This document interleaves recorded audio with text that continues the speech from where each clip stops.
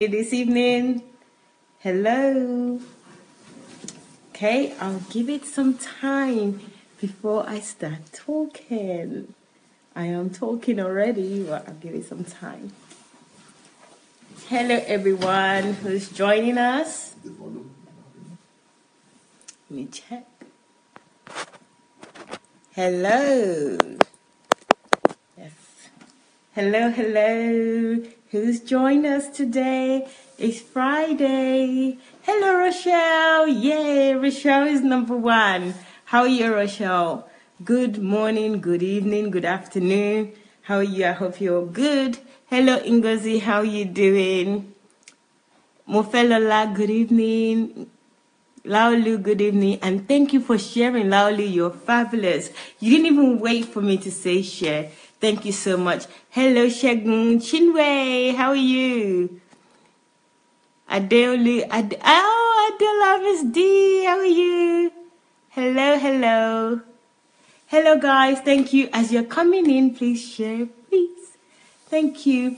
Good evening, everybody. How are you today? It's Friday evening. We started a week ago, and this is exactly 1 week. Hello, Jane. How are you? Good evening. Hello, Michael. How are you today? Chinwe, hello again. Joseph, good evening, Pastor Joseph. How are you? Katrina, how are you, Kate? Miss you today, really do. Chioma, good evening. Thank you guys for sharing. As you're coming in, I can see that you're sharing. Thank you so much. Dee, how are you? Good evening, Dee. How are you today? Good. Thank you for the love, everybody. Thank you, I appreciate it. How are you guys doing where you are? It's Friday, the weekend is here, so I'm sure that a lot of people are relaxed and happy. So we're going to have a fabulous evening today. Hello, Joyce. How are you doing? Hello. Welcome back to today's episode of DSA Golden Jubilee Question Time. Yay! Phyllis, good evening. Okay, so guys, please share on your page, and also can you invite people as well? So you share and invite before we get started properly. DSA is here. I'll just turn the camera to him so that he can say hello to you guys. So, sir. Bless you. Thank you. That. That's so cool. Hello, Alice. How are you? Adewale, how are you? Julie, how are you? Solace Bliss, good evening. MJ, good evening. Good evening, everyone. Thank you very much for joining us this evening. Thank you so much. Yesterday, so let me do a quick recap of what we finished off with yesterday. Yesterday's evening, we had a question about why Dr. Sunday is just honoring a single race, because he spoke about his book, his Golden Jubilee, and the things that he is going to do in terms of writing the topics or the areas that he's going to publish, launch a book about. And the areas were his family, the family that raised him in Africa. Secondly, Nigeria, the country. Then the body of Christ, Africa as a continent, and the black race, and then the world. So he's going to launch 50 books by the time 28th of May comes. And of that books, he's going to have books that honor these areas. So he spoke about it and explained to the person that asked the question that why honor a single race. He gave a really compelling answer as usual. So if you weren't with us yesterday, please go back and watch the video yesterday. You will learn a lot, not just about what I've just summarized, but about other things that we discussed. And he gave us clear understanding on. We even talked about bedroom. Guys, bedroom. So check it out. You will like it, and share it as you do. Hussein, good evening. Anastasia, Queen Anastasia, good evening. Amy, good evening. Shoniron Olayemi, good evening. Deborah Cole, good evening, ma. How are you? Gift, blessing, good evening, good evening, good evening, guys. Thank you so much for joining and thank you for sharing, everybody. Thank you so much. So we're going to get started today. Guys, please put your question in the comment section so that we could answer those questions for you and by putting it forward to Dr. Sunday. And remember, as you're writing your question, put Q, then this colon and your question. So Q, colon, and then your question. Please do that as you put down your question in the comment section. Thank you so much. MJ saying, greeting my amazing mentor, DSA teacher and coach. God bless you. Thank you very much, MJ. He's hearing you. He's hearing me as I'm reading out your comment. Thank you. Hello, DSA and beautiful family. Oriyomi said that. Thank you very much. So thank you very much, everybody. Your hairstyle and color, very nice. Thank you, Hussein. Thank you very much. So let's get started. Yanu, good evening. How are you? Innocent, hello, good evening. Bonsoir, everybody. Yes, that's from Innocent. Hello, Ola Martin, good evening. Good evening, everyone. Okay, so let's get started. We don't have much time. It's only an hour and the time is fast approaching. So let's get started. We have a question today. I'm going to continue on the couple area. So here it says, what is the approach to a couple who have separated a few times and it's becoming obvious that their hearts are no longer together, which is beginning to cause either of both parties to have health problems and other issues? I know this is not pertaining straight to you, sir, but I think this person raised it because of the bedroom account that you gave. Maybe that's why. So just want to get that out of the way, so if you don't mind answering. So the question is, what is the approach to a couple who have separated a few times and it's becoming obvious that their hearts are no longer together, which is beginning to cause either or both parties to have problems with their health? It's very simple. Very simple. Two cannot go together if they don't agree. So if two people are fighting and they are killing each other, definitely the fact that you are married doesn't mean that you lose your power of choice. It doesn't mean that you lose your willpower. So if people cannot live together, the Bible says the two cannot go together unless they agree. So if they cannot agree to live together, they have to separate. Now, I'm sure the reason why people are not considering that is because the Bible says God is against divorce. God hates divorce. But they don't have to be divorced, but they could be separated. But instead of them to live, because can you imagine two people that cannot live together, they hate each other, or they are, fighting all the time? By them living together, they actually stand a chance of going to hell, because they are not giving themselves the room to forgive each other. And if any one of them dies like that in a situation of unforgiveness, but just because they want to live together to say, oh, we are not divorced, they will push themselves into hell. Because when they die in that kind of state of mind, then they are going to hell. It's better for them to be separated so that they could forgive each other and, let it go and release it and be at peace with God and at peace with each other, so that at least they will be able to make heaven, than to say they must live together. But they are living together with animosity, and that is what takes people to hell. Whoa. Look at that very common sense approach. I have heard this so many times, and I'm sure that you guys have as well, where God hates divorce. But we also forget that God hates other things. He hates lying, he hates animosity, he hates pretentious people. He hates so many things that we do in order to stay together in marriage, and we overlook that, but we keep saying that God hates divorce. And I believe that you heard from what Dr. Sunday has said now, that even if you don't divorce, but don't live together in sin, because that absolutely makes sense. Somebody that you don't love, you don't want to be with them, you can't live with them. So it's better to stay away from them, and then maybe, that will give you fresh air or a gap to think and be able to forgive them, or, not continue to pile up the hatred while you're living together. It's so amazing. I know, Dr. Sunday easily just put things that people ponders about. I can't believe it. I know this question is not actually related to him as an individual, but he's answered it so well and so quickly. So guys, can you send in your questions that are related to Dr. Sunday? And this person, I just dropped your question there because we spoke about relationship yesterday. And I was going to ask that yesterday, but I didn't. So I put it as the first one today.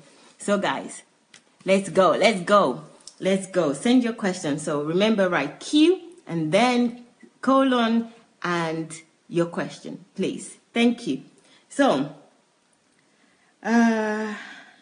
let's see. There's a question here that says, why do you not use rings? You don't use ring. Okay. So this person is asking. It's not only rings that I don't use. You see, I don't use, can you see my hand? I don't use wristwatch. I don't use rings like this. I don't use chain. I don't use any of those things. I don't use rings. I used to use rings, but I just discovered that I have 2 wedding rings.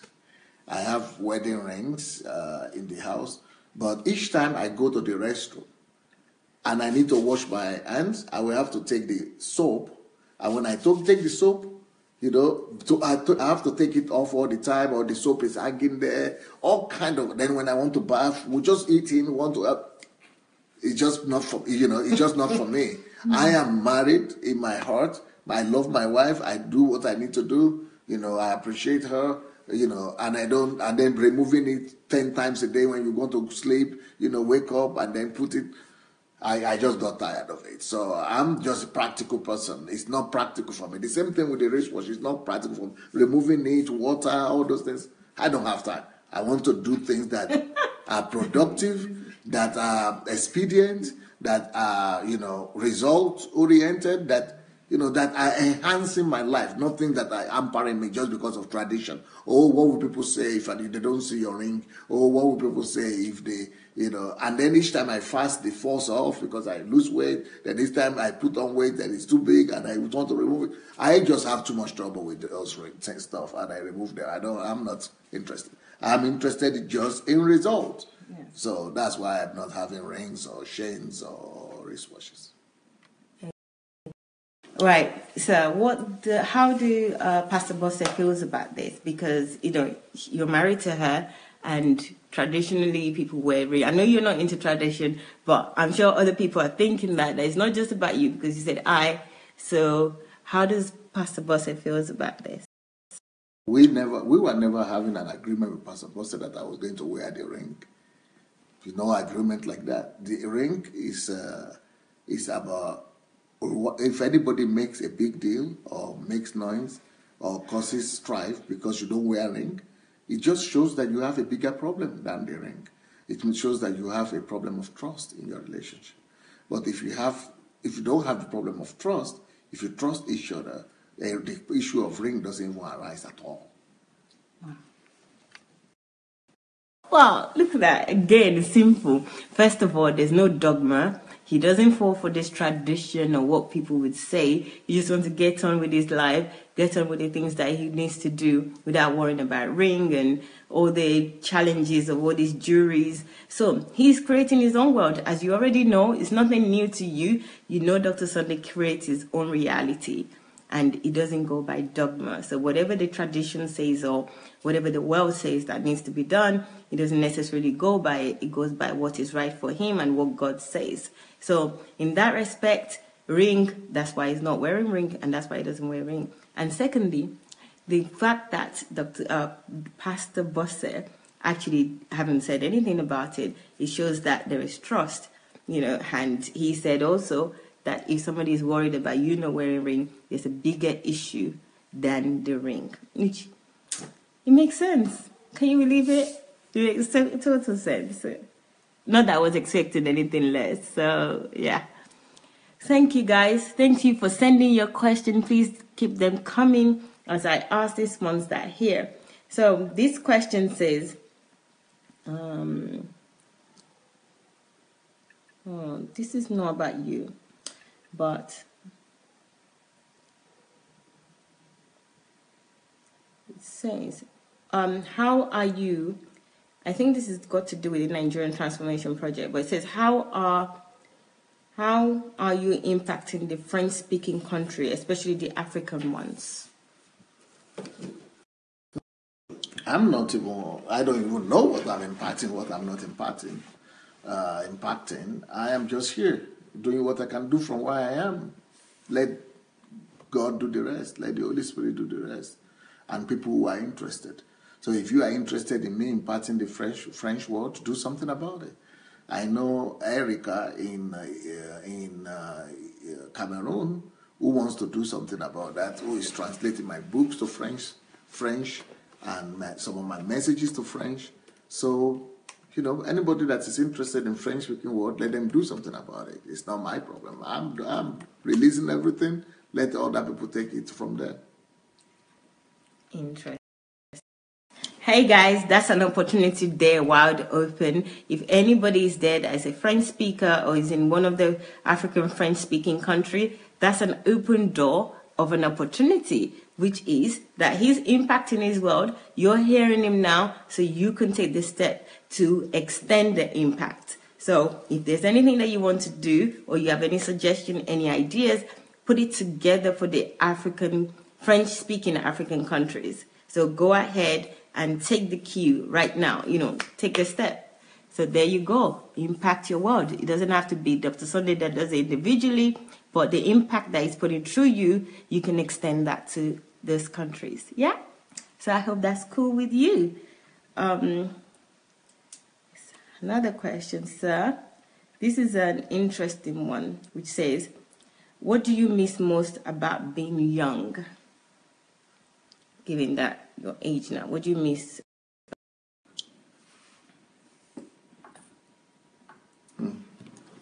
Let me see if I have any way to express what I miss. This is going to be interesting. About being young. Going into his iPad. I want to believe that I'm in my heart. Yeah. That's what I want to believe. I want to believe that I'm still young. Okay. But because I know the figures, I know that I'm 50 this year by the number. And I also happen to have some of the pictures of how I used to look when I was in my 20s. So I will show you what I miss most about being young. This is what I miss most about being young. Ooh. I hope you'll be able to get it. Ooh, I can get it. I see it. Can you guys see it? They see it because I'm seeing what they see. Guys, can you see it properly? What I miss most about being young. Okay, let me show you another one of what I miss most about being young. Yeah, they can see it. This is what I miss. Oh, somebody said closer, please. They want it closer. That's what I told you. What would they see? That's what. They can see, but they want it closer. I think that's what it meant by close. Okay, let me hold it for you, sir. You have to make sure that it's visible. Fully, it's too close. Can you see, guys?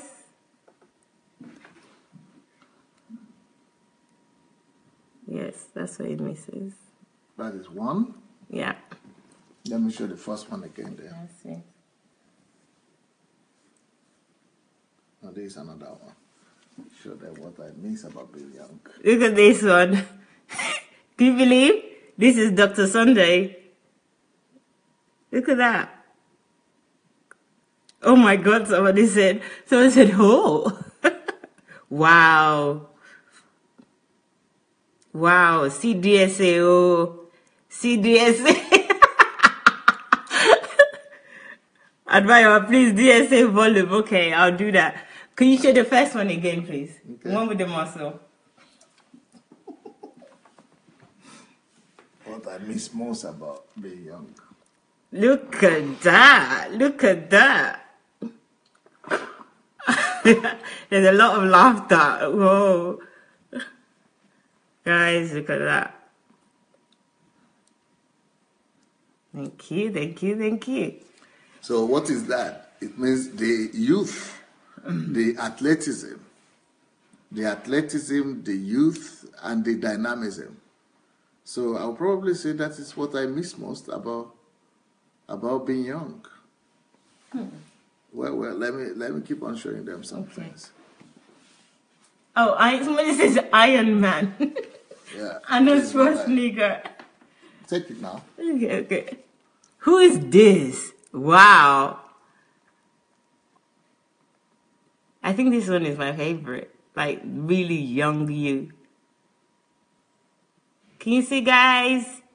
Wow. Oh my God. Ha ha ha. I'm a ginger. Can you believe that? So, I can't believe it. That's what I miss most about being young. If that's what you are interested in. Yes, yes, yes. Have you got any more, sir? Yeah. More coming, guys. What I miss most about being young. Look at this one. Wow, guys. So you were wearing glasses at some point? Just for fun. Oh, just for fun. So if you want to know what I miss most about being young, Yes. that's what you are seeing right there. Those are the things that I miss most about athleticism, youth, youthfulness, athleticism, youth. Ooh. Athleticism. Look at this one. Whoa. Whoa, whoa. He looks really young, somebody's saying. No wonder DSA has so many girlfriends.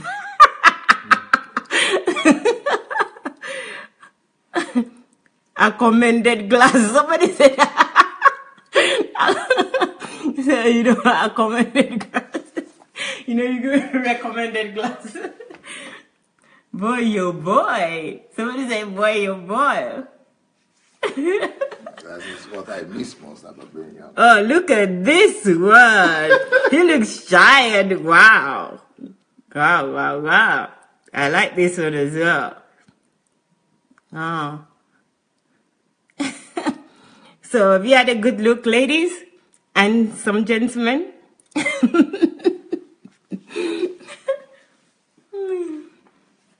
So, what else do you want? So, That's it, what I miss most about being your answer. Right? yes, yes. The answer is it misses your youthfulness. Muscle, you know, it misses that. So, can I say you miss your face? Is there anything else, sir? Nope. Nope. That's the first. He doesn't miss anything else other than his physical appearance. I don't know why I think about that right now. I don't know what I was expecting. He said, interesting. That's quite interesting.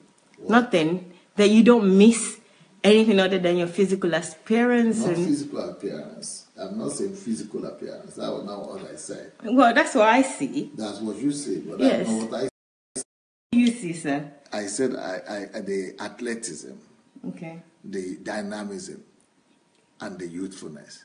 So I didn't say physical appearance. It's the same thing, sir. Okay, that's for you. He didn't say his physical appearance. That's me, because that's what I see. But he says it's the athleticism. There is dynamism.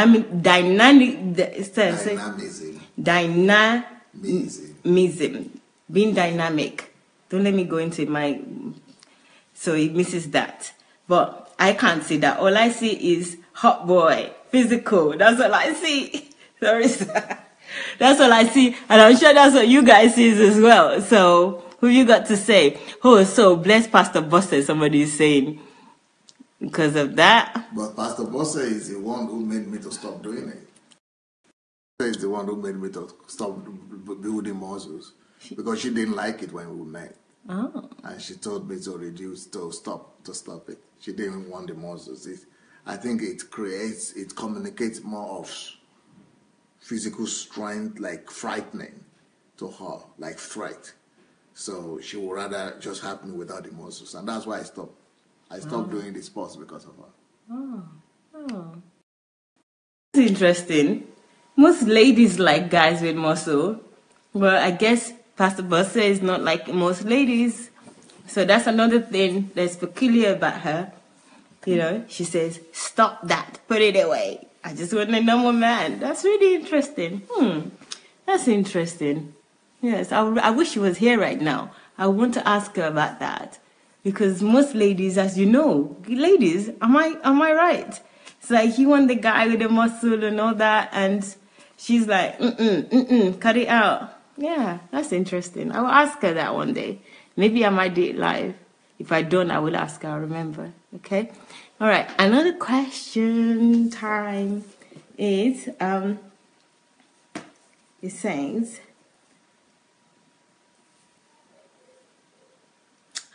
this is interesting, but it's not about you particularly, but I can understand why this person is asking this question. The person says, sir, how do you honor parents when your views are in opposition to theirs? Person to ask this question. I have a whole teaching, a whole series on that. I hope I will be able to do it one day. How do you honor parents or leaders that you think don't deserve honor? It's simple. By loving God. And by knowing that it's not between you and those parents. It's between you and God. It's about you being obedient to God. And if you love God, you will love people. You cannot love God without loving people. You don't have to obey them or do what they say, but you still have to honor them. Oh, wow. This is just so well put. The Bible didn't say honor only the parents that do everything right. The Bible didn't say to honor only them when they do things right. It just said to honor your parents nevertheless. It doesn't matter how they're either the good ones or they're the bad ones, or they are doing things wrong or they are doing things right. You just need to obey God. It's about you and God. It's not about you and your parents. That's interesting. But I think in terms of like how do you honor them? I mean, it's not. I know that we have to honor them now, but it's really difficult to honor somebody that you don't agree with, especially when they want you to do something. So how do you do it, even though it's something that's contrary to you? Do you go ahead and do what they say in terms of honoring? Because we honor people by doing what they ask us to do or agreeing with them. So, yes, we will honor them, but how? How? Like their way to do it. Especially you have to agree. If you are married or you are single, you have to agree with yourself or with your partner or your husband and wife that you will be giving a percentage of your income to them on a monthly basis. You own that to them because they didn't just give you life physically. When I talk about parents, I'm not talking about the person who gave back to you physically. I'm talking about people, the person who raised you up, who helped you to become who you are today.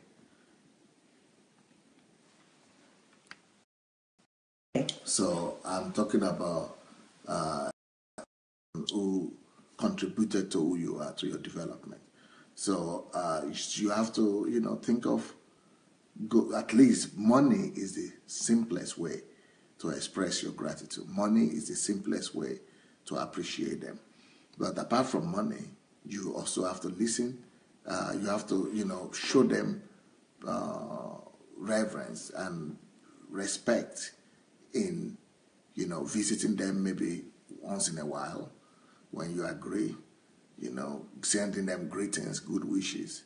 But that doesn't mean they interfere in your life, or you have to do what they tell you to do because you are now an adult. You still have to take your own decisions. But when it comes to honor, even if they have their opinion that is totally contradictory to yours, go ahead and still respect them, listen to them to the end.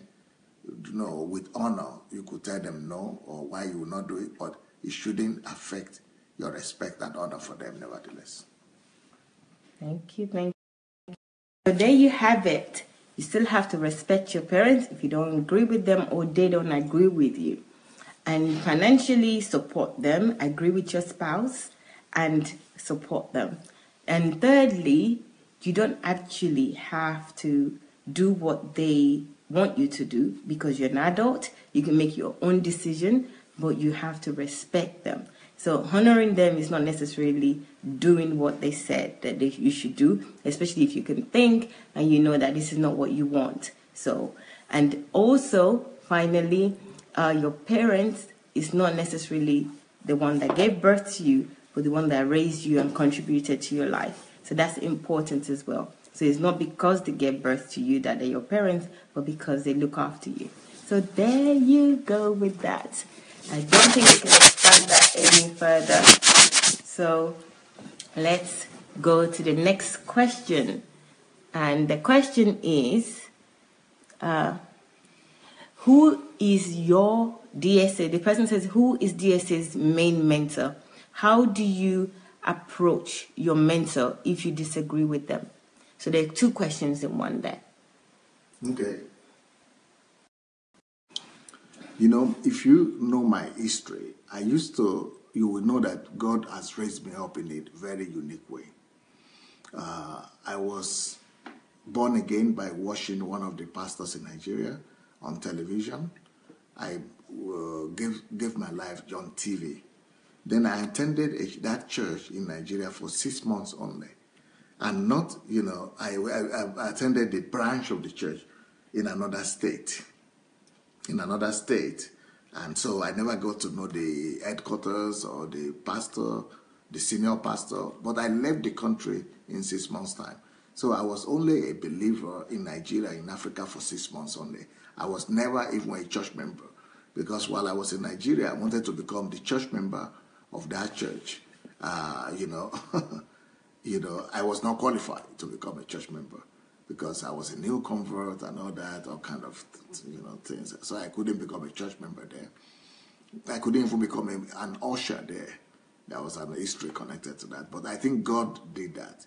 So when now I was in this former Soviet Union and I was communicating with an American ministry, Kenneth Hagin Ministries, and Kenneth Hagin Sr. was writing me, I wanted to go there to study, to do Rhema Bible School. But God told me that no, there are different ways that he uses to raise up his generals. And whenever he wants to do something new, that he raises his own general in a way that is unique and genuine to him. He said some people, he raises them up in local churches. But that would not happen with me because there was no church in the former Soviet Union. So others, he raises them up under a mentor. So it's not a one-way thing. There are some people God will raise up in local churches, but maybe not directly under the tutelage of one particular mentor. Then he said there are some he raises up with mentors, not just in a local church, but with a mentor that will be able to give them instruction. So there are different ways and different means. You cannot just put God in a box. And then he says there are some others that he raises up through Bible schools, colleges, seminaries. But then there are some others, what he told me is that, but when I want to do something unique with my servants, and I don't want them to be polluted, that thing that I want to do, I don't want it to be polluted, I take my servants to the wilderness and raise them at the back of the wilderness, just like with Moses, just like with Joshua. I mean, Moses especially, John the Baptist, and Elijah, even with Jesus himself, like Paul. He took all these people to the wilderness and he trained them there. So God told me, in your own case, you will not go to that Bible school. And you don't have a church. You don't have a local pastor, no mentor. So I'm going to raise you up myself because the message I will be giving you, that time I didn't understand this, now I understand. The message I will be giving you, it will be so unique, I don't want it to be polluted by man, by any doctrine of man. So I have to take you away from the crowd, from the local church, from the mentors, from the Bible schools, and take you to the backyard of communism and raise you up in the wilderness of Russian communism so that you have a distinctive voice.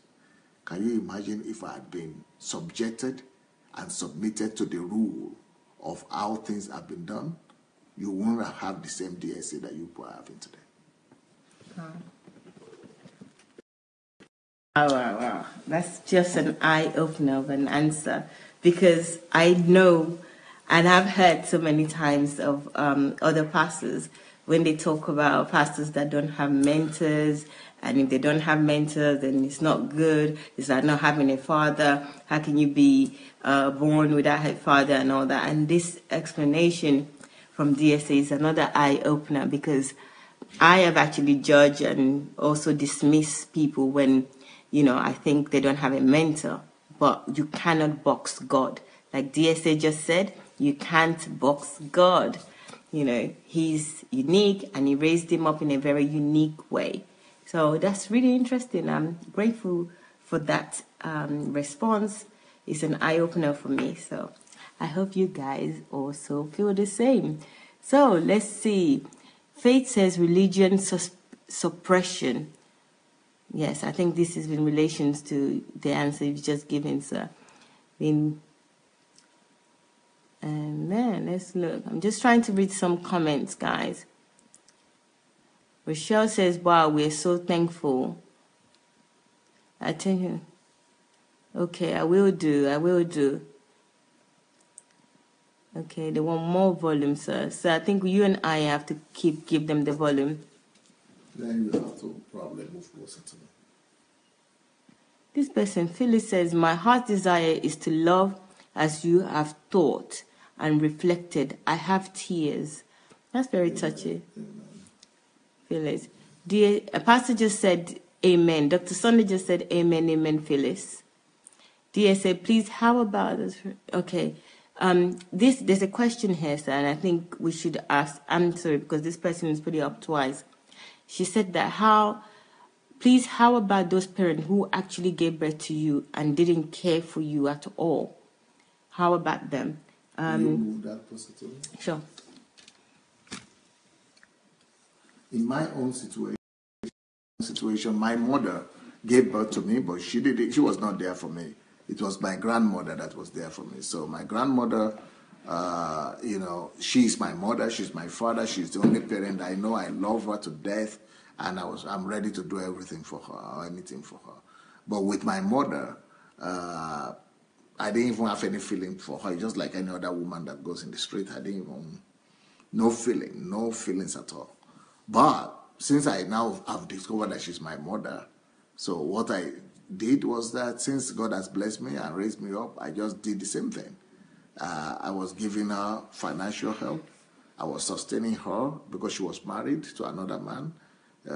So I didn't, so I was sustaining her husband.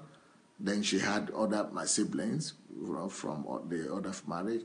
So I'm taking care of all of them, and doing just like I would do to my real parents. But I didn't have the heart. There is no affection, and that's the greatest loss.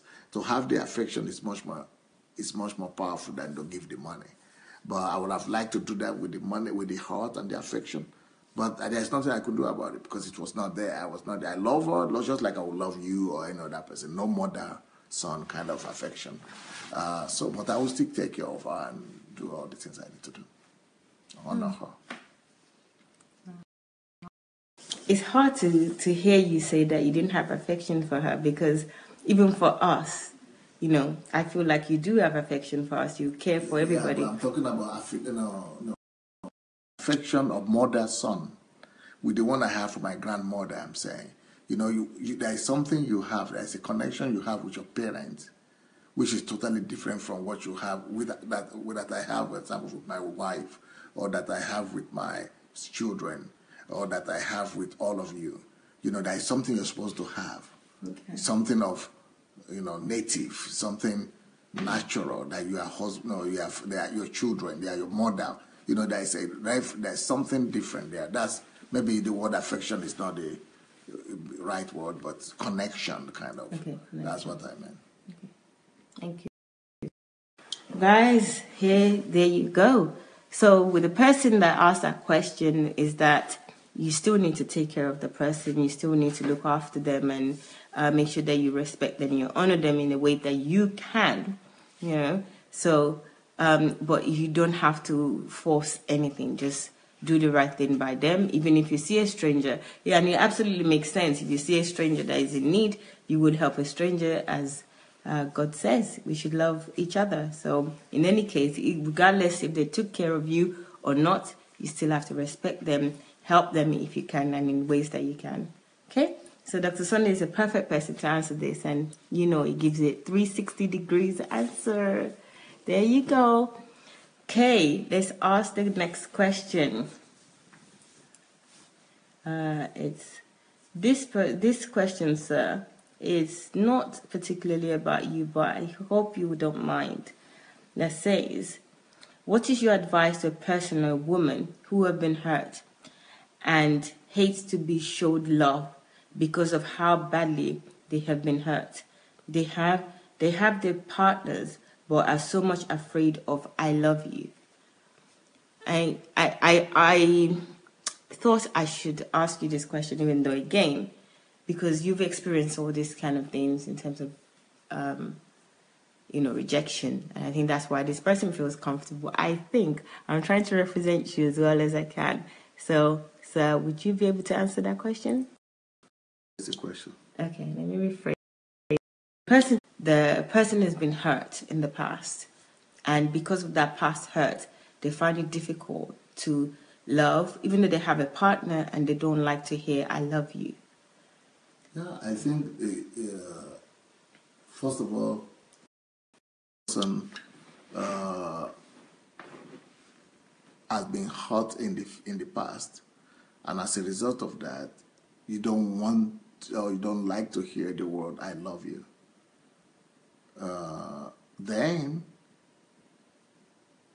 I wonder why the person should have a partner or a husband, because it's not going to be fear towards that other person.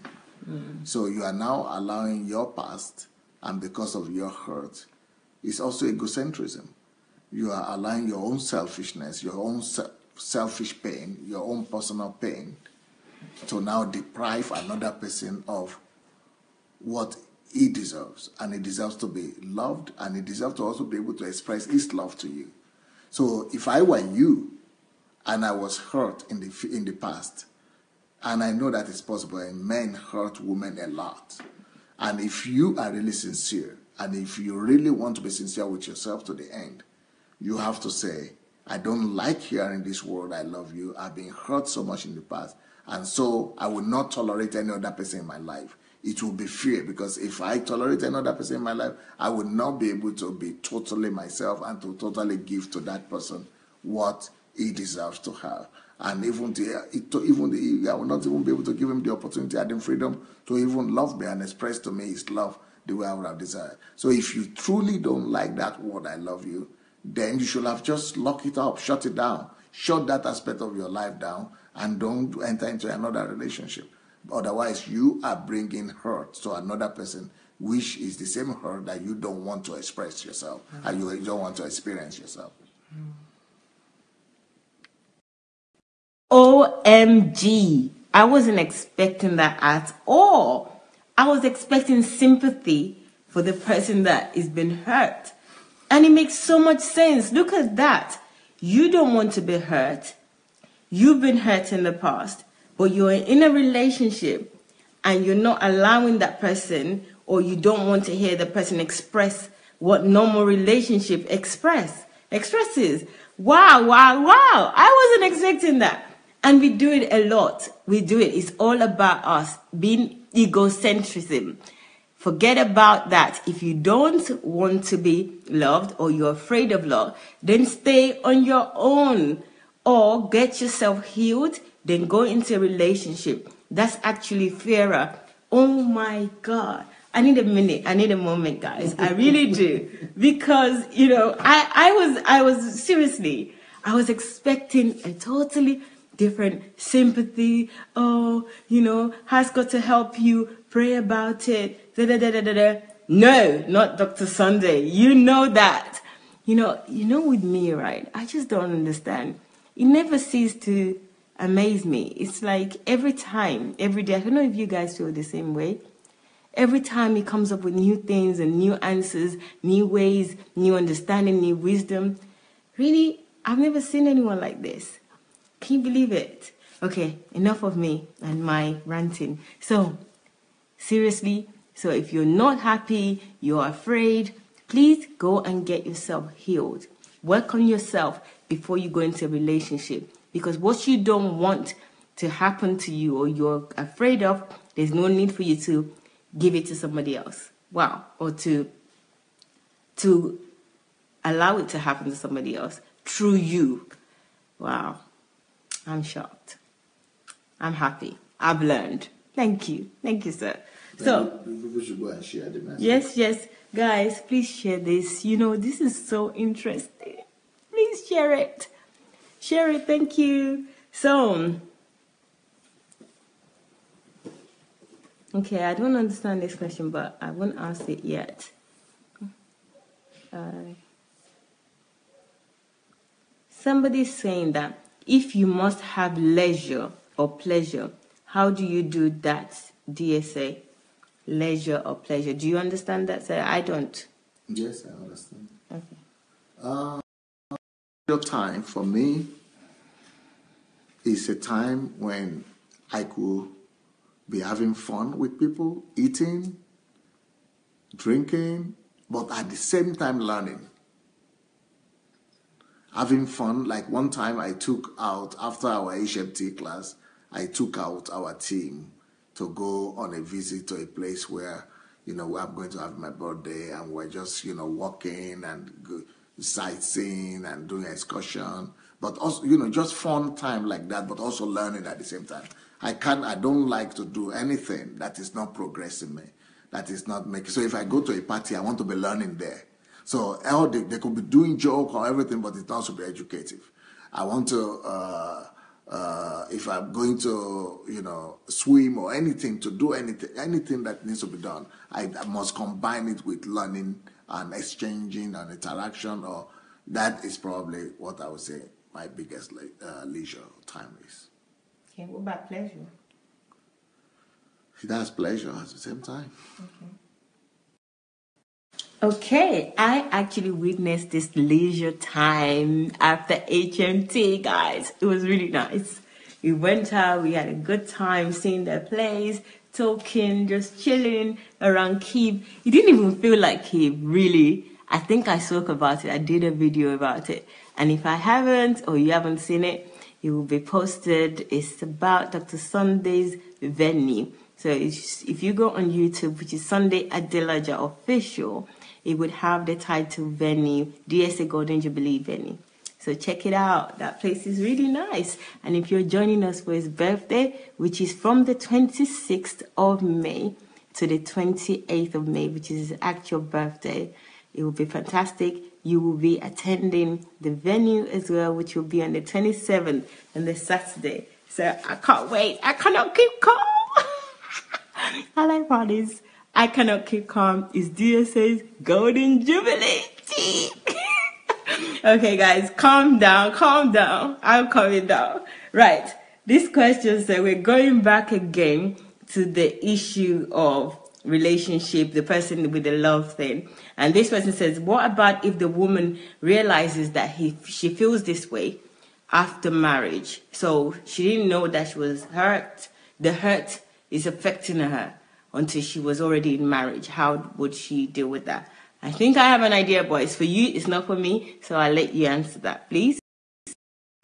I think the person should talk to the husband straight and directly and be truthful about it, about her hurt and about how she's feeling. Then they must go to a therapist after that. They must go to a professional therapist, psychotherapist, to be able to give, some advice and medical therapy and treatment, psychological therapy on how she could get out of that situation. But she needs treatment. She needs professional touch. Wow. This is interesting, sir. Because, good thing you mentioned therapists. A lot of Christians, they frown against going to a therapist. They really think that it's wrong and is not godly, or, it's not in the Bible, I don't know. But they frown against it because I've seen Christians suffer a lot, and they could do with going to a therapist, seeing a shrink somehow, but they refuse to because they don't. Even pastor have told me that needs therapy, or the children needs therapy, that it's not such a good idea for his children to go and see a therapist, and they suffer. So can you talk a little bit about that, please? Yeah, well, it's part of lack of understanding. It's just like saying there used to be a time when Christians used to say there was no need for medical service. Christians were not going to the hospital and they were not using medical doctors. So the time has passed now. Now Christians use medical doctors. The same thing will happen with therapists. Pastors are not equipped enough to be psychotherapists. And so, a time will come when people will know that psychological issues are real. Depression, stress, these things could happen to even Christians. Just like we have our physical body that needs medical attention, and God created medicine. It says the leaves and things, they are not just for eating, they are for health and healing as well. So also, just like we have three bodies. We have the body, physical body that we all see, it needs medical service, medical attention. We have the spiritual body. That's when people die, they see themselves standing and their body is separate. That's the spirit man. And that might be ministered to by God and prayers and spiritual touch, by healing and things. And then you also have the soul. The soul is an entity on its own, just like the body is. The soul is like a body too. You have your own soul. Yeah, that soul, when it's sick or breaks down, that is when you need therapists. I'm hearing this for the first time. It's so new to me. The soul has its own body, so when the soul is sick, that's when you need therapists. Like, for example, I will not mention this week we just had a situation like that, and you are aware of this, Mayowa, of this particular person in my house that I tried to help. Everybody tried to help. The whole world tried to help, but we couldn't help her. But when this person was taken to see a therapist, one visit to the therapist totally changed her. More than 1 week or 2 weeks of prayers and fasting and effort that we try to do, that the whole world tries to, because we are not experts, we are not trained to take care of the issues of the soul. There are people who are trained to take care of the issues of the soul, who are experts in them. And they are the people who will be able to administer treatment to such needs. And you saw the difference in the life of this person. Yes, I saw that firsthand. But the explanation you gave in terms of the spirit, soul, and the body is what really struck me. I've actually thought until now, the soul and the spirit for me are just the same. And the body is obviously my flesh. So to say when the soul is healed is when we need the therapist. It's sick, yeah. Sick is when we need the therapist. I have to kind of digest it to think about it, but it makes sense. Yeah, because how do you sick? For example, if you are, most of the time when the soul is sick, we think it's spiritual attack, and that's why many people are looking for deliverance all the time, or that's why people are saying that Satan is attacking them or demons are attacking them. But most of those cases, they are just the issues of the soul. It is their soul that is broken down. Maybe they are emotionally broken down, but physically they might be okay. But maybe they are in stress. They are stressed up. Physically they are okay, but they are damaged inside emotionally. Their soul is sick. They are having depression. They don't want to leave. When anybody tells you that they don't want to leave, or they feel like dying, or they feel like giving up, or they lose interest in everything. When you lose interest in everything, it's not that you are sick. Physically you are okay. And spiritually, you can still going to church and pray and do, but when you finish doing all that, you still lose interest in everything. When you find it difficult to wake up in the morning, when you find it difficult to even do what you would normally do before, when you can't sleep or you sleep too much, or when, nothing gives you joy anymore. It's not about, well, we're just praying, and you don't want, before you like to pray, you have to be enthusiastic, you do things, but you cannot do it anymore. You are sick inside. It's your soul that is sick. Wow.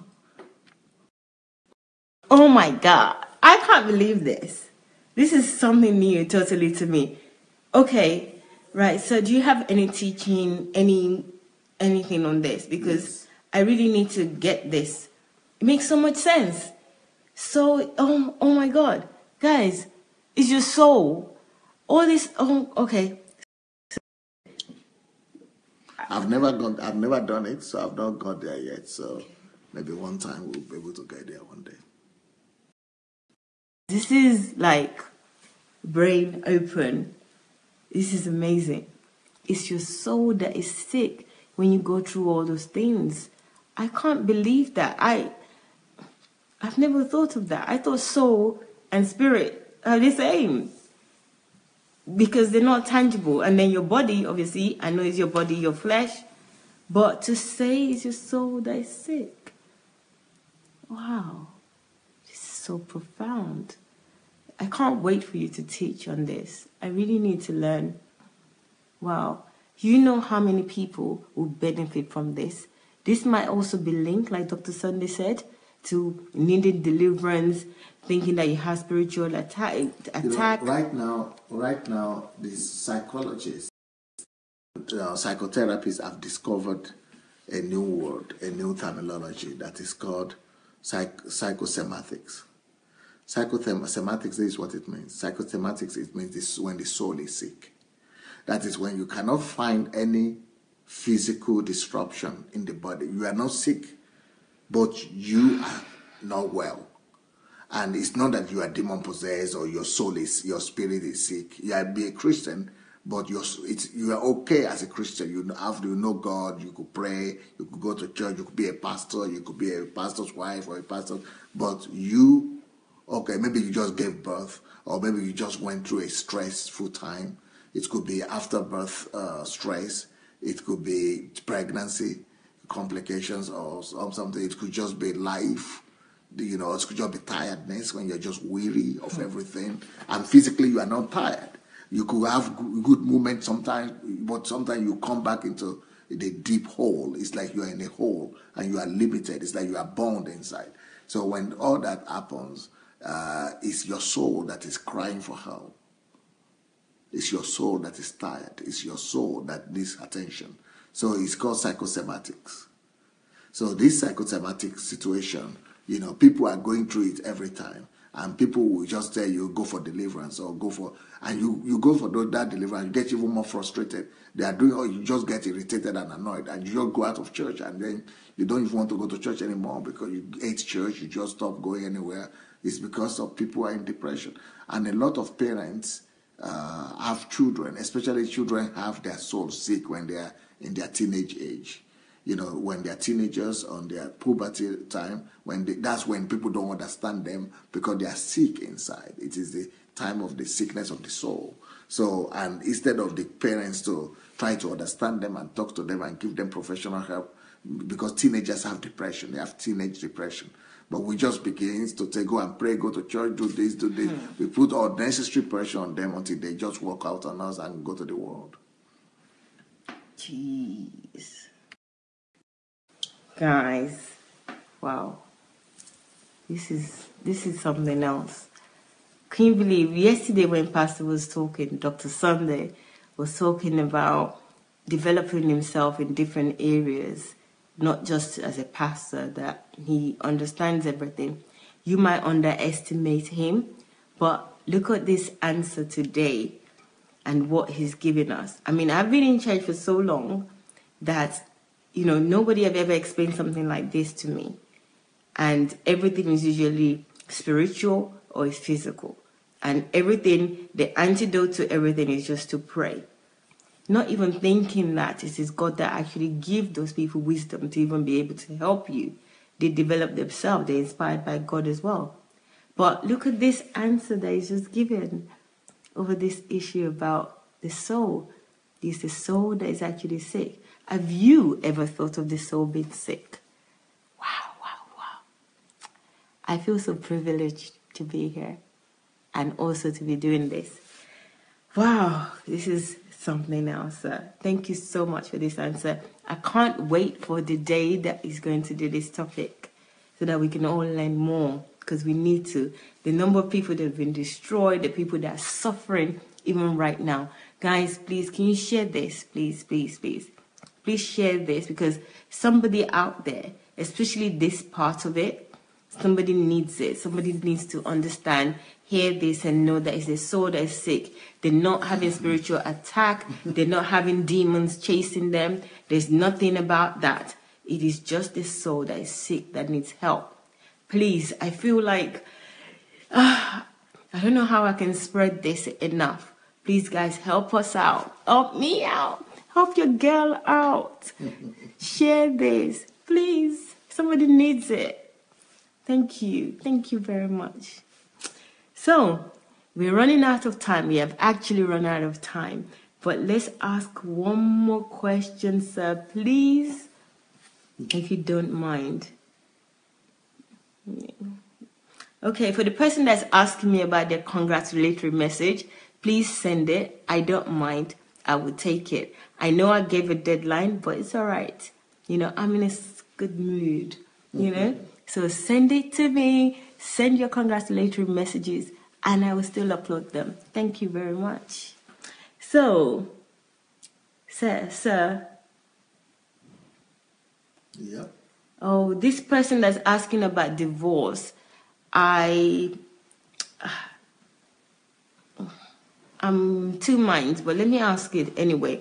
But I think Pastor already answered this question, but let me just raise it. Says some pastors are passing through divorce. Is this the will of God?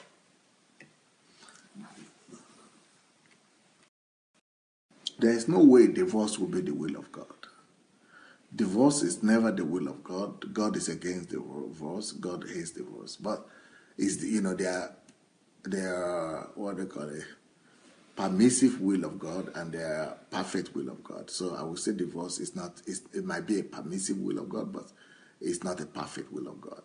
And also, I'm not an advocate of divorce. There might be a need for people to be separated, but it's not the same thing as divorce. Separated for some time, especially both of them are Christians. But if there is an unbeliever involved, then the believer, the Bible says, is free.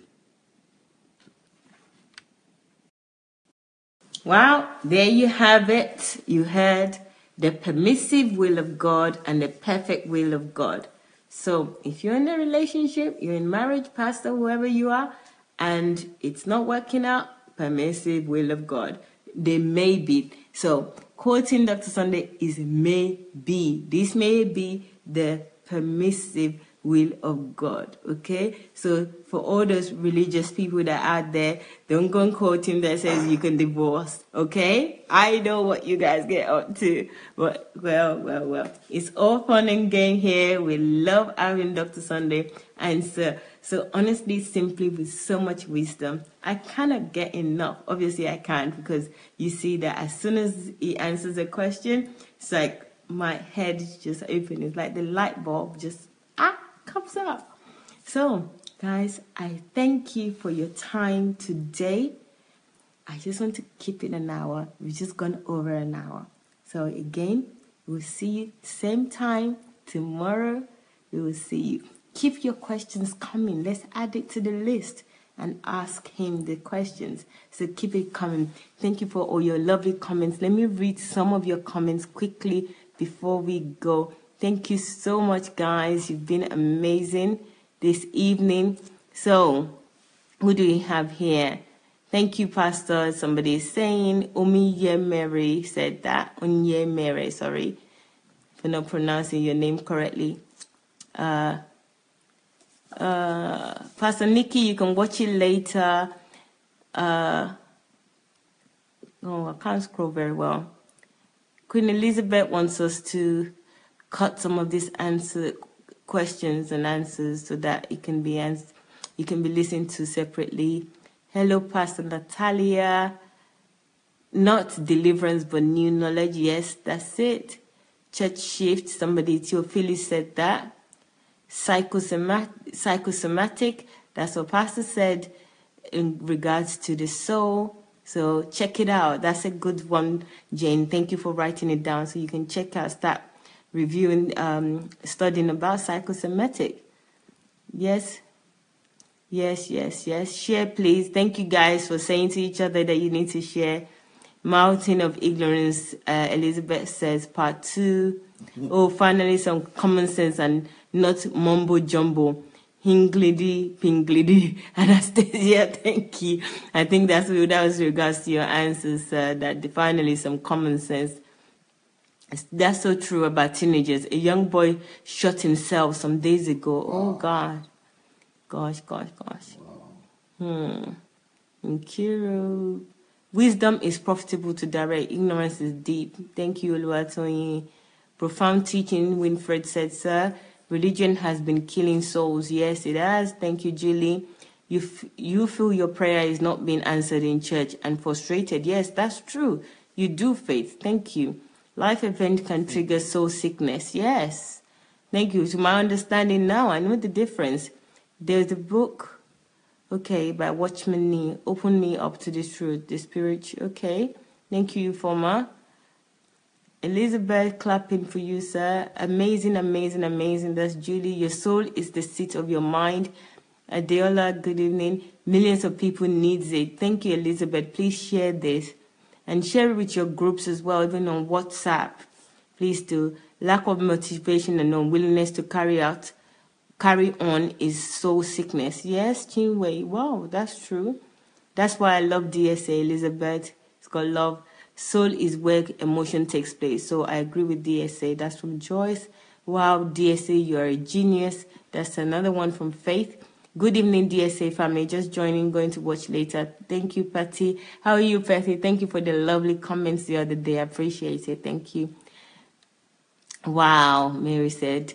You are right, sir. Man is a tripartite being. Spirit, soul, and body. All aspects needs attention. Yes, informer. Well put. Thank you very much. Very true, DSA. Okay, guys, I can see that you enjoyed this this evening, and also the questions and the answers that you received from DSA. So please share this, and you can always go back and watch it. That's why we try to keep it an hour so that it's not too long. Okay. So watch this back. And with Facebook, you can also fast forward to the part that you want.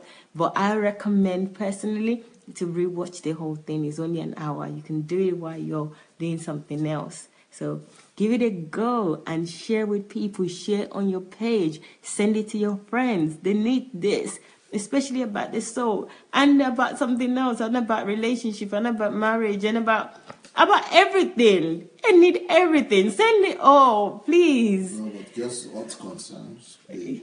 Yes. Okay. No, just every question. Okay. Well, DSA just said to me that it's what concerns the individual. So send that as well. Not individual. What concerns DSA 50th birthday. That's what I'm saying. Oh, so I'm talking about something else here. Oh, sorry. I'm saying that you should send this message, this teaching today, to send it this evening, to send it to all your friends, because of all the questions that have been answered here. But DSA also reminded me by saying what he said, that also send your congratulatory messages. No. I'm talking about sending their questions.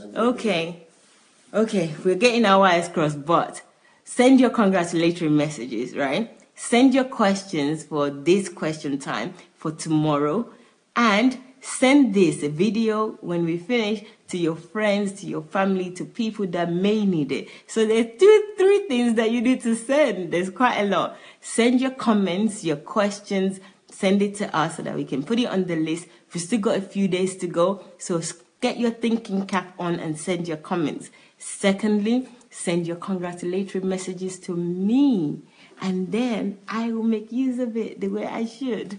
And then number 3, send this to, oh, I think I've said that already. Well, send all the messages. So send this message, send previous messages that Dr. Sunday have answered. So thank you so much. I think it's getting late. I need to go to bed as well. But I'm not going to bed. I'm only kidding. I'm not going to bed. But I appreciate time with you. Thank you so much. I'm going to see you again tomorrow. Yay! I'm looking forward to that. And I'm looking forward to all your questions. So keep them coming. Okay? And Dr. Sunday coming back with more wisdom. We'll see you tomorrow. Take care and thank you. Bye. Bye. Hello, everyone. Okay. This is for the people that are watching after the show because I know there's no one there right now. Well, hello, anyway. Hello, hello, hello.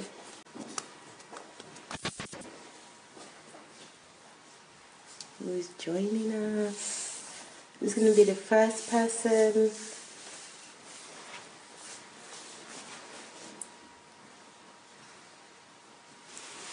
Okay, so. Hello, who's there? Mufelolag. Hello, good evening. How are you? Good evening. Shegun Fatima, good evening. Thank you for joining.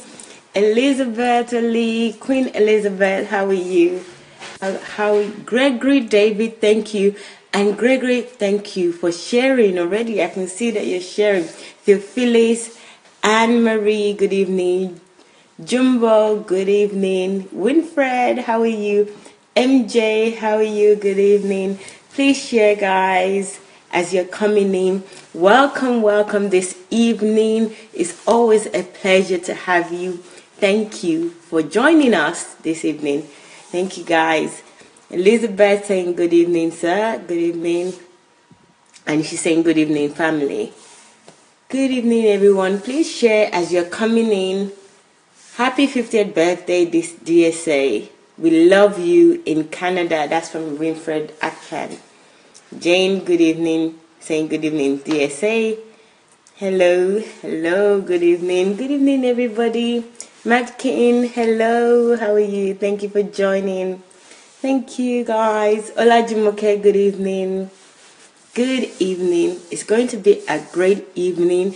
I don't know what the questions are yet, but I know it's going to be great because going back the last few days, it's been fantastic. So there's no reason why today would not be fantastic too, knowing exactly who we're getting the answers from as well. So guys, don't forget what you need to do. You need to send your question. Put it in the comment section. If you send your question now, we'll be able to answer it today. So what you do is write Q, colon, and then your question. So we can easily identify it in the comments. So do that now or as we're going along. But the sooner, the better. Good evening, everybody. Hello, my pastor. Greetings, sir. Tokumbo Tok said good evening. Hello, Tokumbo. And so, good evening from India. He's saying hello. Hello. Hello. So good, good. Thank you very much, everyone. Thank you for sharing. Thank you, thank you, thank you. I'm going to turn the camera so that you can see DSA, and he would say hello to you. Okay, sir. Hello. Hello. Look at that. He's a video so just said hello, hello. So guys, hello Chigo, good evening. So my husband heard you, MJ. Okay, good evening. I don't know who your husband is, MJ, but good evening to him as well. Ufoma, good evening. How are you today? Good evening, everyone. Thank you for joining us again today. I know we've had a full day, a packed day. We had the summit this morning or this afternoon, depending on where you are, but afternoon here in Kyiv. It was great as usual. And we had the Ukrainian one as well, the Ukrainian marathon, which is similar to this, a testimonial. And you joined us, and here we are again with me. I'm so privileged. Thank you so much. MJ was talking about her husband. Yes. So it means he's not talking to you. Oh. It means it's probably addressed to me. Okay. So read that again. Let me hear. He said, "My husband heard you." So your husband heard me yesterday. Okay. Yeah, because she was, I was talking to her yesterday about her husband. So it's good that your husband heard me. I would like maybe you and your husband will be able to come sometime to Ukraine. So, it will be a joy to see the two of you together in Ukraine. If not, then I will see you in England sometime. So thank you, MJ. MJ is one of the most committed members of the team in England. And so I was saying, with the way she loves Pastor Sunday, I was talking about that yesterday. Yes. So thank you, a godly husband and very faithful husband for allowing, giving the wife the freedom to express herself and to be herself. Thank you for that. Okay, MJ, look at that. That's just an acknowledgement. Nothing surprised me there. That's what you get from DSA. Even though I was just talking and he's busy there, he's still listening. He's here and now. That's something that I need to cultivate. I really do. I was just reading. I thought it was just reading something on his iPad, but you can hear everything. Wow. Okay, so MJ, there you go. So let's go, guys. It's a pleasure to have you.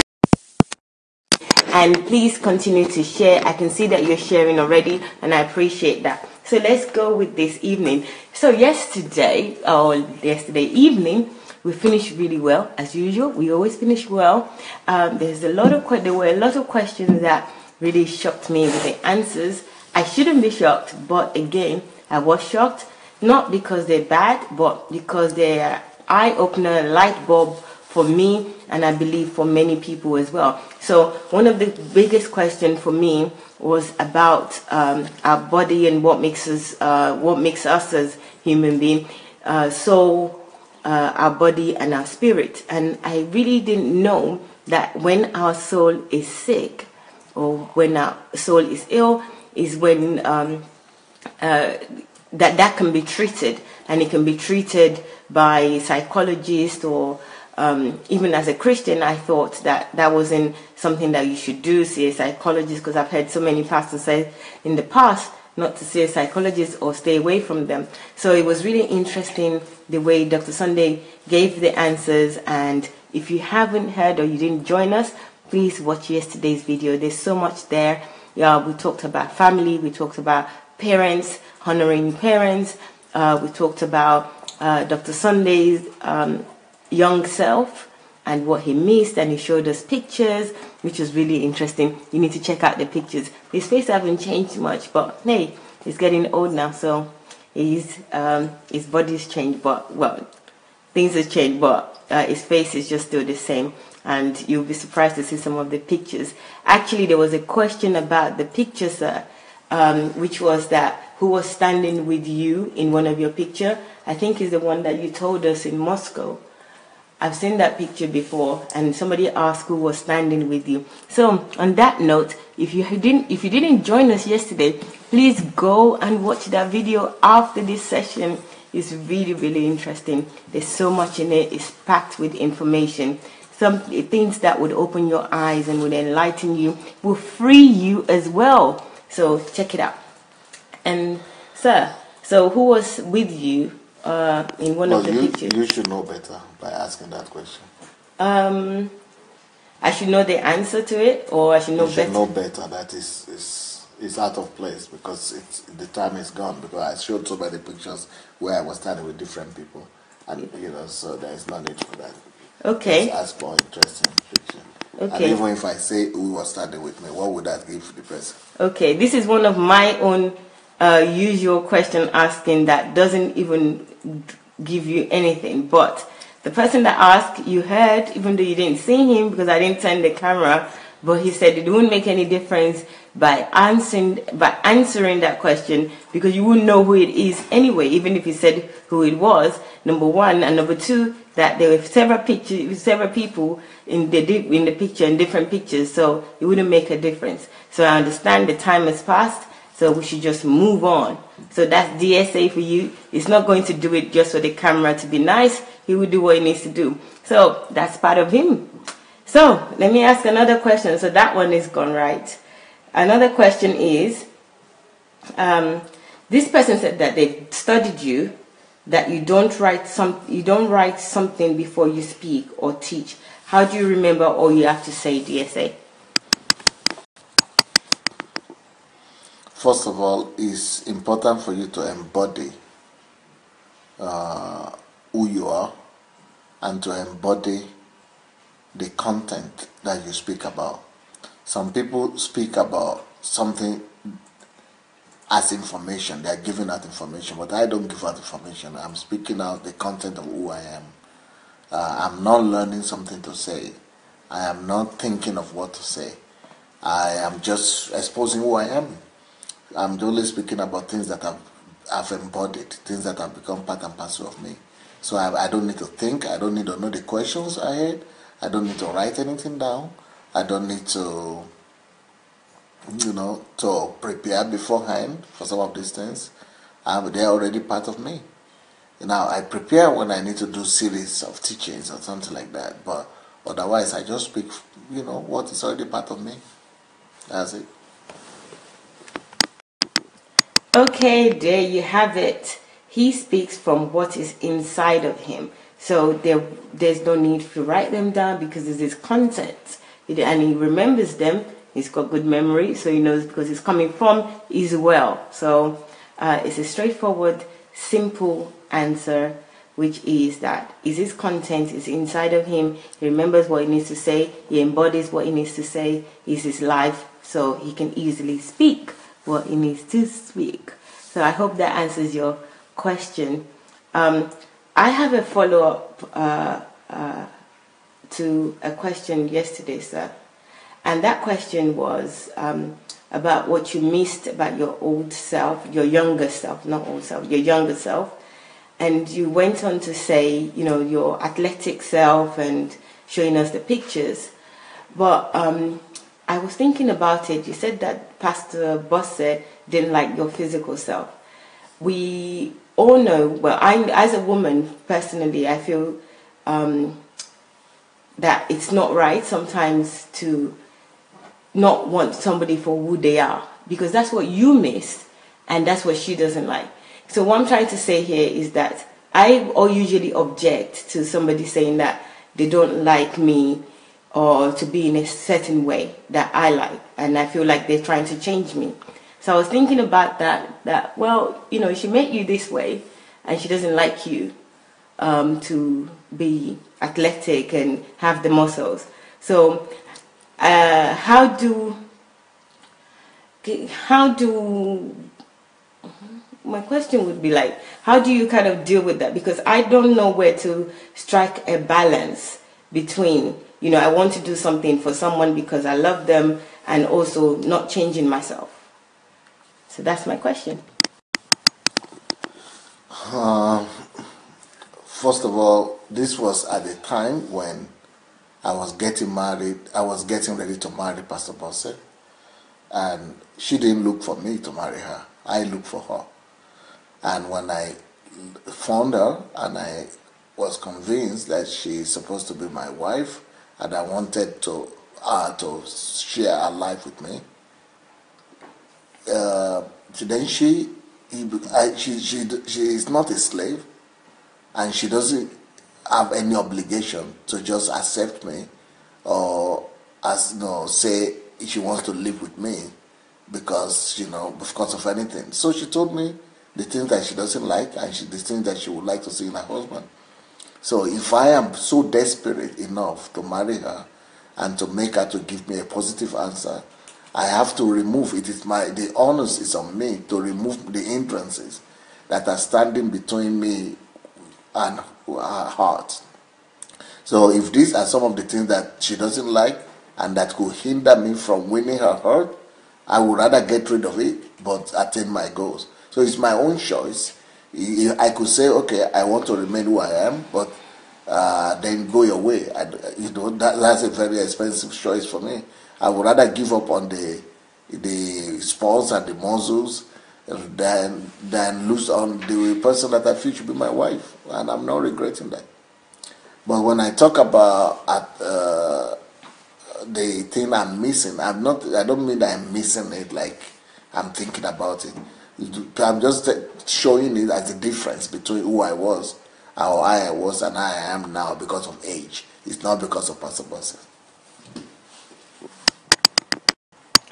Thank you, sir. I felt like we needed to answer that because I'm thinking of couples that are out there, and men especially. I'm fighting for you guys, ladies. We would always say, women should change certain things, change your looks, change, so that if you can do it, so why can't you do it? There's a lot of misquoting that goes on, especially when somebody of your caliber speaks. People always use that and misquote it. So that's why I wanted to clarify. Thank you for your answer. This one person says that, I notice you do not talk so much about miracles in your ministry so that people can focus on principles. But I just think sharing some of those miracles might build up the faith of many for the supernatural. I was particularly stunned when you remarked one day that you have probably more documented miracles than any man of God. I am curious, sir. Yeah, go to my YouTube page. Go and look at the archives. Go and look at the documentaries. Even right now, go and look at the anniversary. I think most of the anniversary were recorded. Go and look at the testimonies. Only we are not flaunting that in front, but they're just natural, ordinary things. They are not the big thing because they are what God does. And why should we claim and ascribe what God does by Himself to ourselves and be using that as our platform? The thing that we are supposed to do is what we are supposed to pay more attention to. He says these signs will follow us. I walk in a lot of signs and wonders and in a lot of supernatural gift of healing, word of knowledge and all that, but it's only when it's needed. It's not just to use it to captivate people and to manipulate people and use it as to be your credential. Because that's not your credential, that's not your character, that's not who you are. That's just what God does through you, that's not you. You are totally different from that. So you should rather flaunt who you are rather than what God doing. So you are using God's qualities, God's work to cheat. You are cheating on God. You are ascribing to yourself God's glory, what God is doing. Why should you use that as your own credential? But what God is doing are not your own credentials. Your own credentials are who you are, not what God is doing through you. What God is doing through you, He does them. So He should take credit for all of that, especially when it comes to miracle. Those are what God does.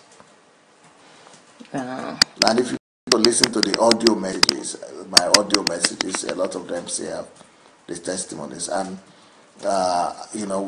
I'm going to have soon, we have documented books of miracles here. So, I think if you want, you could have them. One of them is called Look What the Lord Has Done. One of them is I think is in English. I think there's a whole site that is in English like that too. Look What the Lord Has Done. So a whole lot of miracles, countless. Okay, thank you. So there you have your answer, which is that miracles are God's work. It's not Dr. Sunday, it's God that does miracle. So you've actually answered your own question, because you know what Dr. Sunday is all about. It's about principles, what you can do, what God already put in you. So that's what is important. That's what we need to emphasize on earth. So not use God's work to manipulate people and show that. But saying that at the same time, there are lots of documented miracles that are on YouTube and audio and even in a book, just like you just mentioned now. So if you don't know is YouTube already, I'll just mention is Sunday Adelaja Official. Sunday Adelaja Official. And on his blog, which is sundayadelajablog.com, you will find his audios there as well. So check both platforms out. You'll find as much information as you need.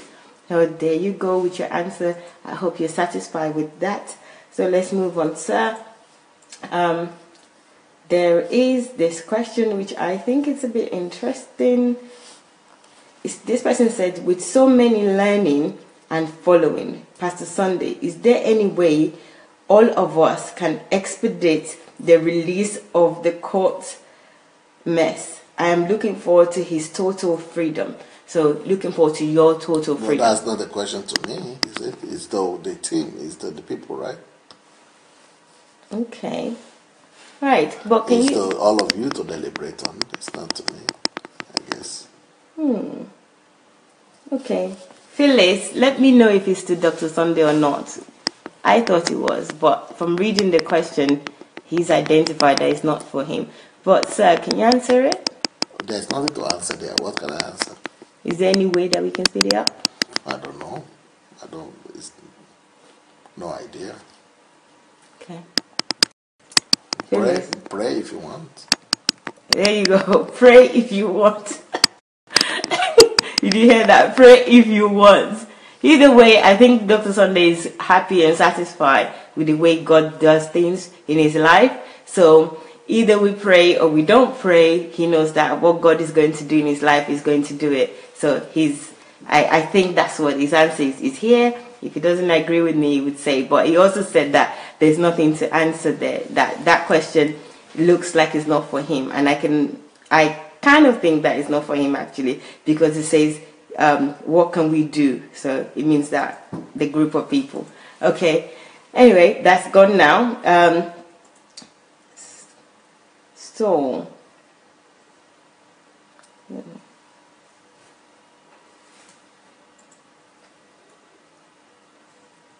Okay. So this is a question. It says, what kind of relationship do you have with other big men of God, especially because you mostly do different teaching? I don't understand that question. Okay, let me repeat. Yeah? Yes, my understanding is that, do you have any relationship with other big men of God? So with hyphen like this. You say it the way he said it. It says, what kind of relationship do you have with other big men of God, especially because you mostly do different teachings? I can't see the connection between you doing different teachings and men of God. Well, I can understand. Yeah, okay. Okay, my understanding is that with other men of God quotes out there, what kind of relationship do you have? Because you preach on principle, you teach on self-development, God, spiritual, you preach on spirituality as well. Focus on God and loving people, doing your best, working hard. You're totally different from most pastors and most big men of God, where their preaching and their teaching is more egocentric kind of teaching and following them. You empower people to go ahead and, do what they need to do. You give us life and, motivation on God and ourselves, what God has created in us. But most big men don't do that. It's just about coming to church, coming to service before you're blessed, coming into to see them before you can do anything. You even say, you don't need to see me, you don't need to, I don't need to pray for you, God has already done it, just go and do what you need to do. So I think this is what this question is about. Do you have any relation? You, to many people, or to me, you're on, in terms of caliber, maybe even higher than them in understanding of the Bible, but in caliber, so the big men of God, do you have any relationship with them? Because you're also in your own right. Okay, I think I get it now. Okay. So since we are not teaching the same thing, do I have a relationship with them? Mm-hmm. I used to have a lot of relationships with what you call the big men of God and different men of God. I used to, try to see and build relationship with as many of the children, of the different men of God as possible. But lately, I just discovered that, before Miles Monroe died, he was the only one I could speak the same language with. He was the only one that that could understand me and I could understand. And, And also then there was T.L. Osborne, well, also before he died. But all these people that I'm close with seem to be going to heaven early. I mean, at least they have gone to heaven.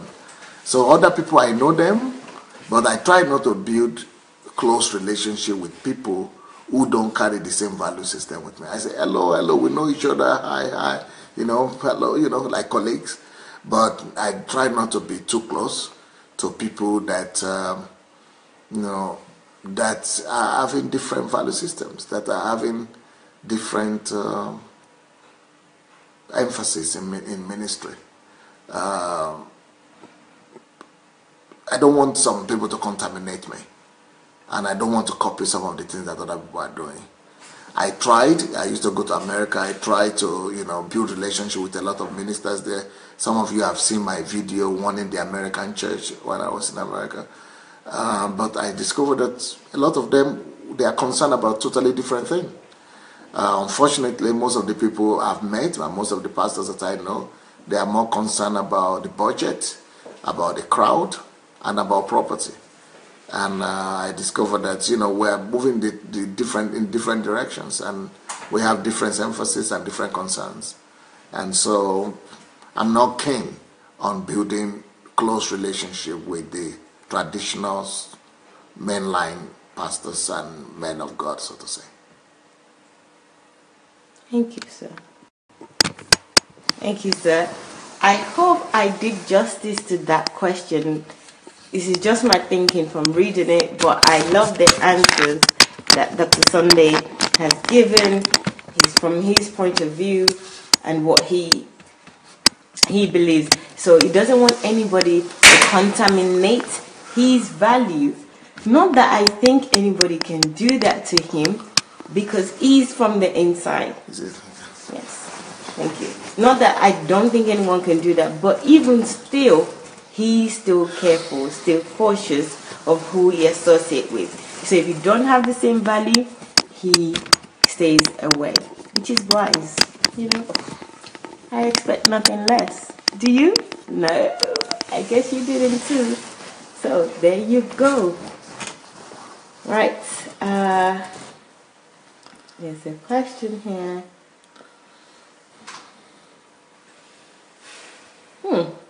This is a funny one, but it says, what's your opinion when someone bears Jesus as a name? Well, it depends on the culture. It depends on different traditions. I know that in the tradition in Latin America, people bear that name. But in the English-speaking tradition, it's not practiced. And so, I would not like to do that, because I think the name of Jesus should be exclusive to the Lord Jesus Christ. But if the culture permits it where you are, why not?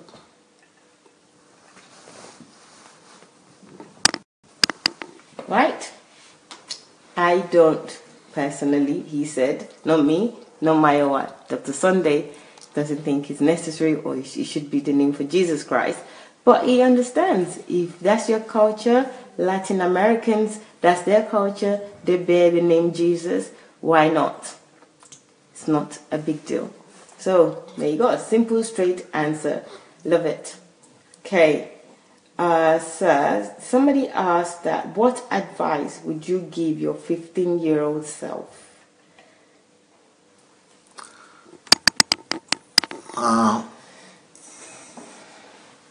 That question is a bit tricky. It's not as simple as it sounds.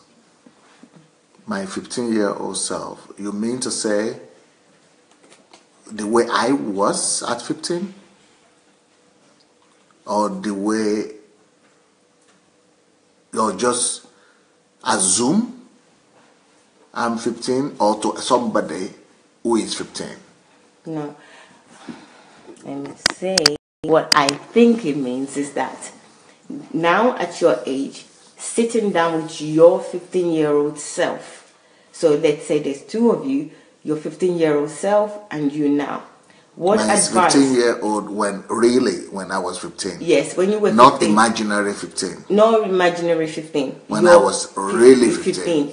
what, and knowing everything that's happened now over the years, and you're now 50, going 50, what would you say to that 15-year-old with the way that 15-year-old was feeling? What would you say to that 15-year-old now about life, about experience, about anything really that you want to say to the 15-year-old? So sitting down with yourself, 15-year-old, at 15 years old. That is a big lesson. I have 2 hours lesson teaching on that. You already do? Yes. Okay. But I know I don't have it written down. I've not delivered it. Oh, okay. But I have it in my notes. But I said my 17-year-old self. But let's say 15-year-old self, I would have told myself that because of what was happening around me that time. So my advice, if you are talking about 15-year-old to another person, is totally different. But you are talking about myself in my real life. Yes. Not if I were to be 15, but if my real life, that has to be connected with all the conditions and situations I was going through. The conditions and the situation I was going through that time will inform my advice. And they might not be very relevant to everybody.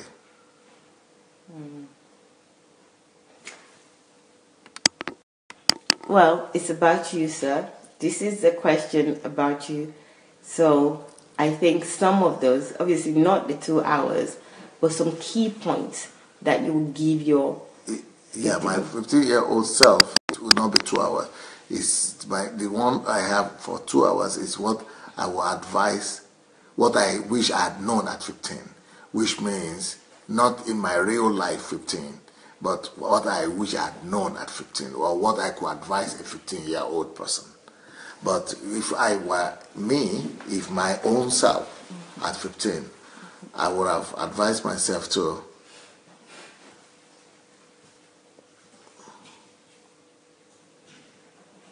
pay less attention to friends and their opinion, because that's what's going on in my life. Friends had a great influence and opinion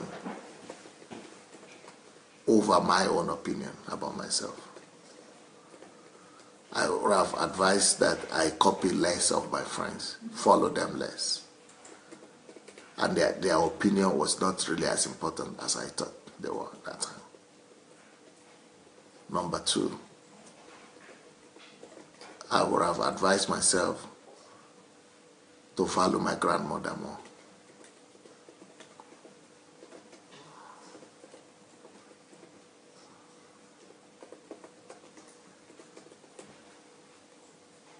And I would have advised myself not to wait till I will be successful before I'm grateful and I express my great gratitude to my grandmother.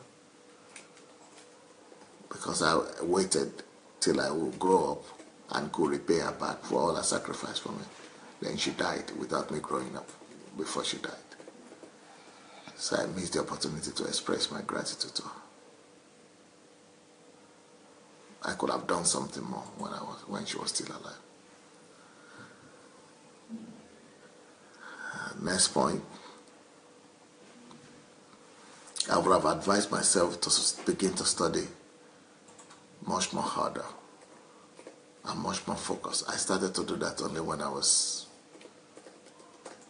17 or 18, maybe 17, just 1 year before the end of my high school. But at 15, if I had started to study earlier, things would have been much more, I think things would have been much more better for me. Next point.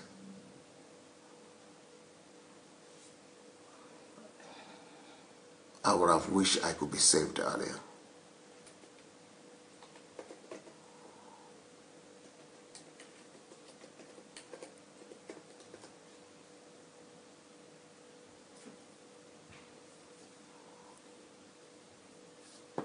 Those would be the things I would have advised myself. This is such a sobering moment. Do you guys feel that? especially when DSA was talking about his grandmother. It's always a sobering moment for me, but it's really interesting the points that he made. And usually when you ask this question, or when I've even heard it in TED Talks, they usually talk about don't worry, I would have done this, I would have done that. These are the usual points that they give.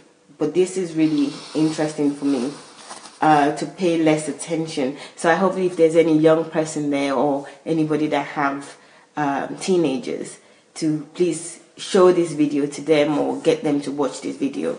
Because even though it's about his life, I'm sure that people that have grown down, they know that this is this point really is not just about DSA, it's about any conscious human being, to pay less attention. Because I remember when I was younger, I paid too much attention as well to friends, people my age. I don't know why I did that, but it was something that I did. So that's a good point, especially coming from him, the DSA that we know now, to say something like this, that to pay less attention to friends. So we all have the same challenges as young people, which is that we pay attention to other people our age that don't have experience, don't have the knowledge, to what they say, to their opinion. So please let your young people and family, let them hear this, so that they, especially not just hear it, but see DSA, the way that he was saying it. There's communication even in his way of talking and saying it. You know that it's deeper than just the word that he's saying. So please do. I will add a little bit to that. Okay, hold on. I would like to add a little bit to that. Another thing I would have advised myself at 15 I would have advised myself that life is not about pleasure. When I was 15, I thought life was about pleasure. I thought the essence of life was to have fun.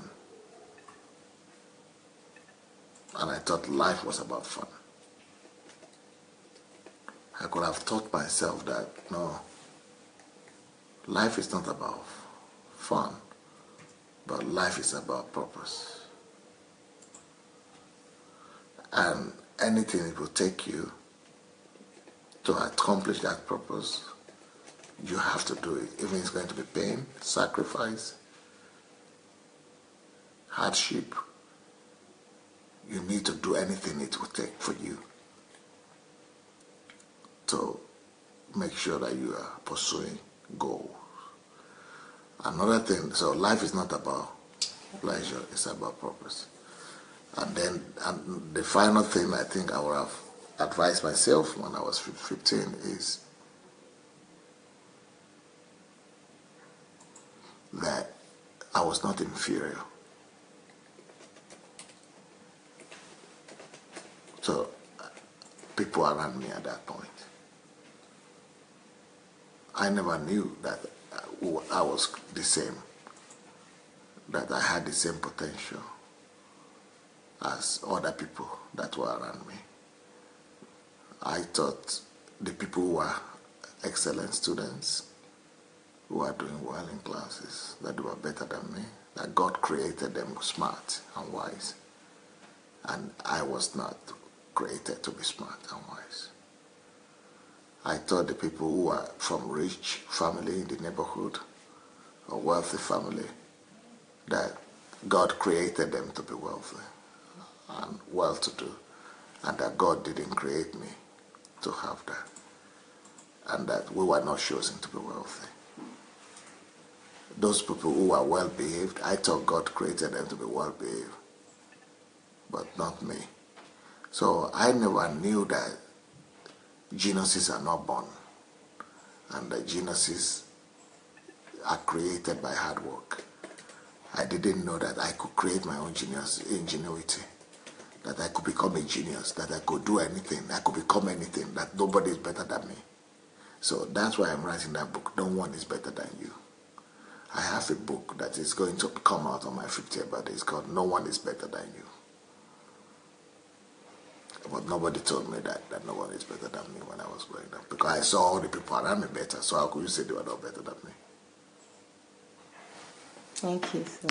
Thank you.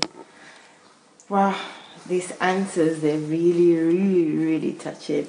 And they're important. They're not just touching for emotion's sake, but they're really important because I know personally as a young person, I suffered from all of these things. Maybe I couldn't put it in the context or so eloquently, but I suffer from all of this. And even as an adult, I still do. So we can prevent this from happening to other people or other young people. So just take this list, which is number 1, pay a less attention to your friends, your siblings, your peers, your peers. Pay less attention as a young person. Pay less attention. Stop following them. Be the leader. Know that you can lead, not follow. Also, to value the people in your life, your parents. Value, in Dr. Sunday's case, his grandmother. Not knowing that he could show gratitude as he is, not waiting until he's rich or he has the resources, but as he is at that time, not understanding that he could show his gratitude. That was painful, and you can tell from the way he was talking that it's still painful now because the grandmother passed away before he was able to show anything to her. So hopefully she can see now that he's doing well and always honors her. Also, to study much harder and be more focused. So that's another thing. Even as adult, it's so hard for me to be focused and even to study, to be frankly honest. So, but if you grab this now, as a young person, you would be able to develop yourself and be whatever you want to be. Also, where geniuses are not created, they are made. Geniuses are created by hard work. So geniuses are created by hard work. He mentioned that he thought that geniuses are not born. Geniuses are not born, they're created with hard work. So anyone that is out there and any young person that thinks somebody is smarter than them, or they came from a lovely family, they came from a lovely home, their parents have the resources, that's why they're doing well, no. In this case, you know, Dr. Sunday is a very good example to show to teenagers if they would listen. So parents out there, help them out, please. So geniuses are not born, they are created.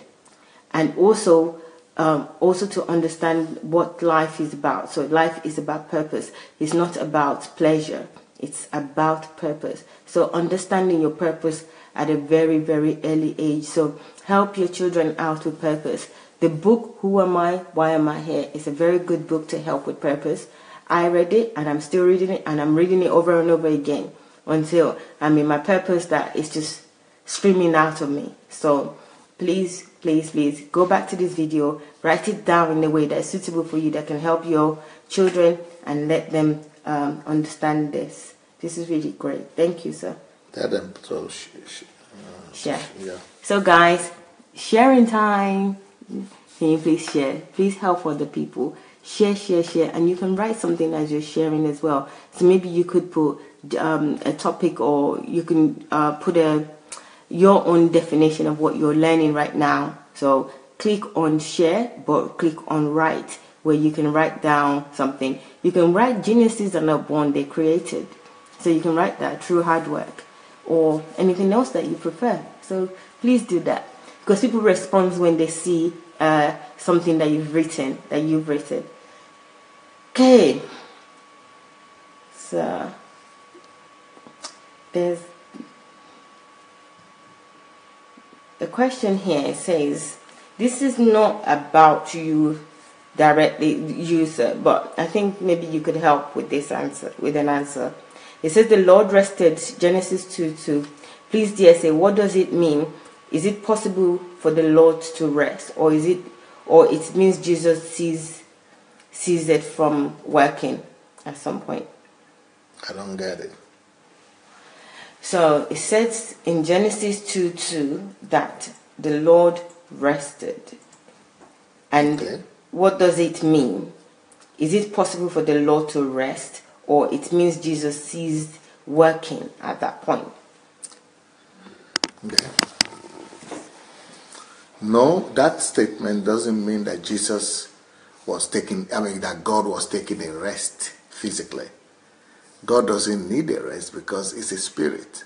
Spirit doesn't get tired. And also, it doesn't also mean that God ceased to work like it ceased to operate. Its operation didn't stop. But the process of creation as of the universe, of the earth, at that particular time, it ceased from it. It completed that circle of work. It ceased the process of that creation. So that's what it means. And that is what it means that the Lord rested and he walked from all his work is that he concentrated that day, consecrated it. It was about consecration. He consecrated the day or purified it or sanctified it. Sanctified it or set it apart, you could say. He set it apart to be a special day. He designated that day to be unique, to be a day of rest, not for himself,